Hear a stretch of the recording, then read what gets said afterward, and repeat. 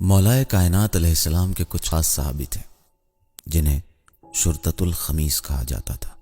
مولا پر اپنی جان نچھاور کرنے والے کچھ صحابی جنہوں نے کہا تھا، مولا ہم ہر جگہ آپ کے ساتھ ہیں، خون کے آخری قطرے تک آپ پر جان نثار کریں گے، آپ جو بھی حکم فرمائیں گے ہم اس پر بغیر چون و چرا کے عمل کریں گے، صرف ایک خواہش ہے کہ جنت میں آپ کے ساتھ رہیں۔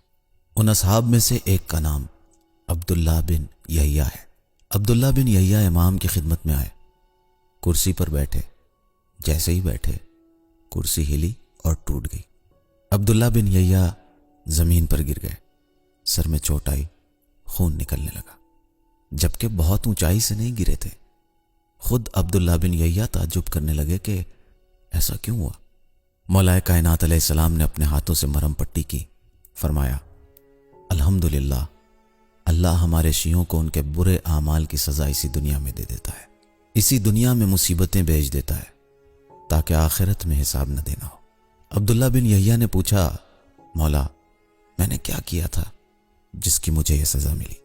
امام نے جواب دیا، جب تم کرسی پر بیٹھ رہے تھے تو تم نے بسم اللہ نہیں کہا تھا۔ یہ ہم جیسے لوگوں کی باتیں نہیں ہیں، بلکہ ان لوگوں کی باتیں ہیں جن سے یہ امید نہیں تھی کہ اتنے غافل رہیں گے کہ بسم اللہ بھول جائے۔ مولا نے فرمایا کہ تم نے دیکھا کہ کرسی ٹھیک ہے اور بسم اللہ کی ضرورت نہیں ہے۔ آج ہم لوگوں کا حال یہ ہے کہ ہم جب پلین پر بیٹھتے ہیں تو بسم اللہ الرحمن الرحیم، آیت الکرسی، دعائے سفر اور جو کچھ بھی یاد ہوتا ہے سب پڑھ لیتے ہیں، اس لیے کہ پلین ہوا میں ہے۔ لیکن اگر ٹیکسی میں بیٹھنا ہو تو چونکہ یہ تو زمین پر چل رہی ہے تو بسم اللہ کہنے کی بھی ضرورت نہیں سمجھتے۔ امام نے فرمایا، تم نے بسم اللہ نہیں کہا، اس کی سزا تمہیں مل گئی۔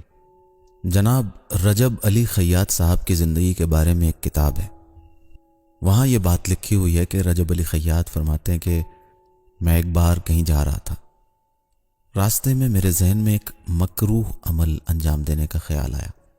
میں اسے انجام دینے جا ہی رہا تھا کہ میں شرمندہ ہوا اور میں نے وہ مکروہ کام انجام نہیں دیا اور آگے بڑھ گیا۔ مجھے سڑک کے اس پار جانا تھا، دیکھا کچھ اونٹ سڑک سے گزر رہے ہیں، میں وہیں کھڑا ان کے گزرنے کا انتظار کرنے لگا۔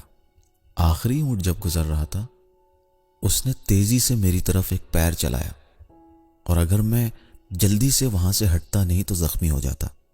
میں فوراً مسجد کی طرف گیا۔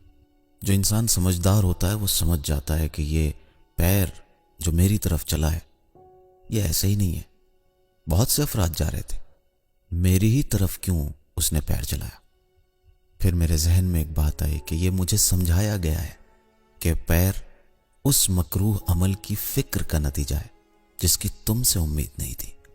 میں نے کہا، بار الہ، میں نے وہ عمل انجام تو نہیں دیا تھا، میں تو رک گیا تھا۔ تو مجھے بتایا گیا، تو اونٹ کا پیر بھی تو تمہیں لگا تو نہیں، تمہیں صرف ہوا کا احساس ہوا تھا۔ اس کا مطلب یہ ہے کہ یہ دنیا بغیر حساب کتاب کے نہیں ہے، اللہ ہر ایک کا حساب رکھتا ہے۔